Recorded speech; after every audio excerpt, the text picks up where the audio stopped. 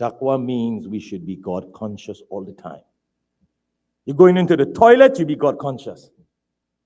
Oh Allah, help me to relieve this pain and this burden inside of me. You come out of the toilet, you thank Allah for relieving that burden and that pain, because that could have caused a lot of contamination and sickness in your stomach. See what I'm really saying? You begin to eat, you begin in the name of Allah. We are God conscious that I cannot eat this food because this comes from Allah. You know what I'm saying? Yeah. We finish eat, we remember to be God conscious to thank Allah. Taqwa, God conscious, means to remember Allah at all times. Get the point? So when the poor man comes and asks us for $10 and we refuse him, it means we did not remember Allah. Are you following the point? Because if we had taqwa and we had God consciousness, we have said, Allah, I have $10 in my pocket. You're going to get angry with me if I don't give this man.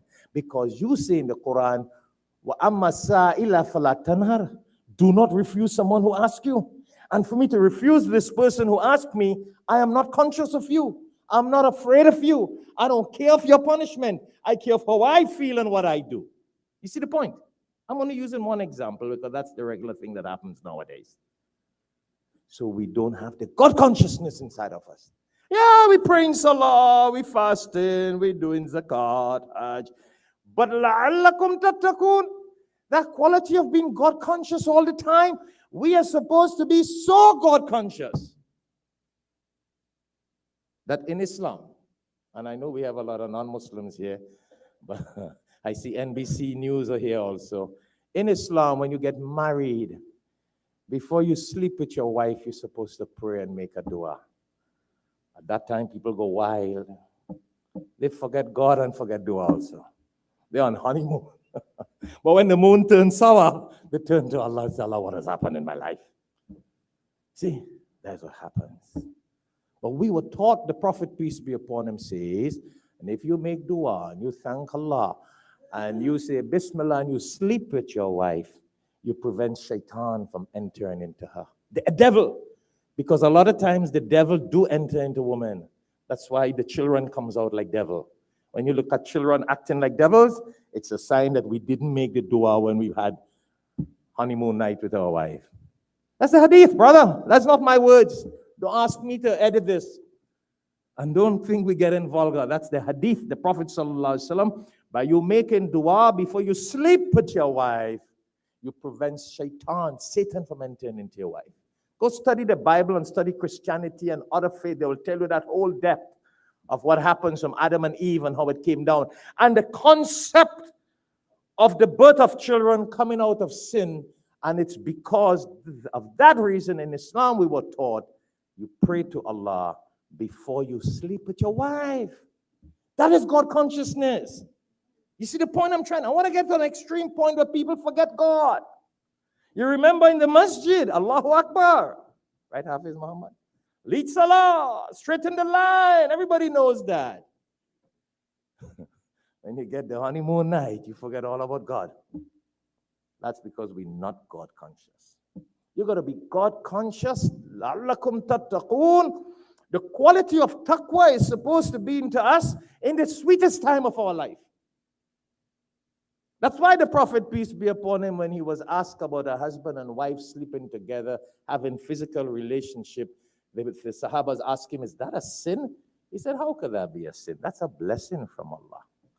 That's from the rahmat of Allah, the mercy of Allah. That's from the barakat of Allah that Allah has provided for your wife.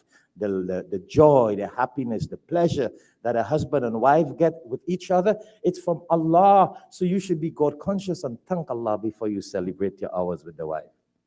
Understand, Brother Faisal? Yeah. How many people remember that? Then after the honeymoon night, they're making tawbah when the wife and husband begins to quarrel because we allowed shaitan to get in the very first night.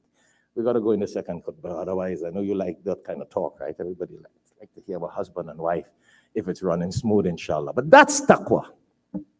That's la'allakum tattaqoon. That's being God conscious, when we could remember Allah at all times. When our nafs, you see our nafs, because you see a marriage night is a nafsi thing, a desire thing. Wanting to help and be good to people is a desire thing. Going into a nice restaurant and having a nice meal and taking your intended wife out. You say, this is what I took you for, beautiful meal. This is what I provide. You ain't provide anything. It's God provide her for you and provide a meal for you too. But you go lying, this is what I provide to you. You see the best kind of dinner I can take you and your family out? Because it's a nafsi thing. It's a selfish thing. We get selfish. It's all about what we do, what we can do, and how much we have done. So if we don't kill that quality in us and develop the God consciousness, we have missed the whole objective of fasting. Yeah, you will get blessings. Barakat is a different thing. Allah has promised blessings for everything we do. Everything, even if you make an intention to do a good deed, and we did not do the good deed, we get blessings. See that? For the good intention. And when you do the good deed, you get 10 times, 70 times, 700 times, depends on the good deed. But tattaqun la'allakum tattaqun, the quality of being God conscious is a different level. It's a different level. So we need, my brothers and sisters, those of you who follow wrestling and boxing and sports, you know, kickboxing and wrestling. I look at it sometimes to get some entertainment. Not that I like to see people get beaten, but I like to see the people who boast how they get beaten. And if you listen to this terminology in that sport, you will hear the word, unleash the beast inside of me. Have you ever came across that? And a boxer and a wrestler and a kickboxer really want to get at someone. They say, that night I will unleash the beast inside of me. Now that's a physical beaten beast. But a lot of us got that same beast inside of us. And la'allakum tattaqun, it is the taqwa that does not unleash that beast, because that beast is already unleashed all year.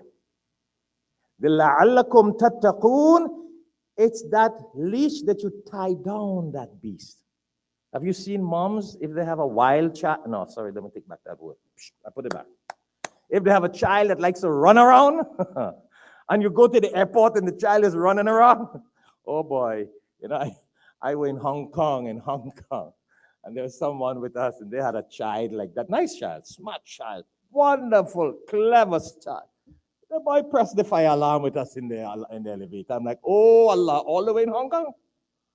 Come on. So I had to tell her, I said, get a leash and put it on your hand and put it on his hand, so we could all be safe. I deliberately tell her that. But he's so clever, he's so smart, but he wants to outsmart everybody. You're in the airport, he's out in the main road. He already crossed the border lines, you know. So what I'm saying, inside of us, we have that beast. You know that beast? The beast that the wrestlers used to beat other people. We got the beast inside of us that abuse other people. We got the beast that insult other people. We got the beast that does not care for poor people. We got the beast that is oppressive to other people. So we got a taqwa, fasting, God consciousness is supposed to tie down that beast. But you know what happens? Some of us, a rope is not sufficient to tie down our beast. And Brother Azad, we probably have to use steel, cable, because our beast is such, you pray in Salah, and as you finish prayer Salah, you quarrel with someone outside. That beast, not even Ramadan keeps that beast down. Not even fasting keeps that beast down inside of us. Some of us got that kind of beast. And I wanted to share that because, you know, it is strange. I see people fast, they pray, and after they have such a nasty attitude, such bad ways, such bad manners.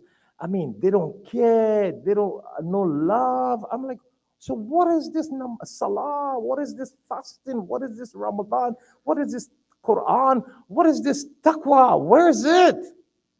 You see, so we would have validated the fasting. No sin for missing fast.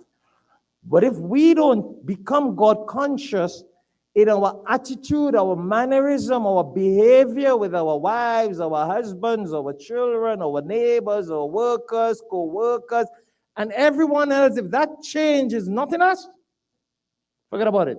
We did not attain taqwa. You go digest that. Because Allah says, Ya ayyuhalladhina amanu. What is Allah telling the people? You who pray, you who perform Hajj, you who give zakat, your fasting is supposed to take you to another level of being God conscious all the time. So if a person is praying and fasting, and that person, God consciousness is not in them, and they act the same way with the beast all unleashed and not tied down, then they still need to do a lot. Let's go in the second khutbah.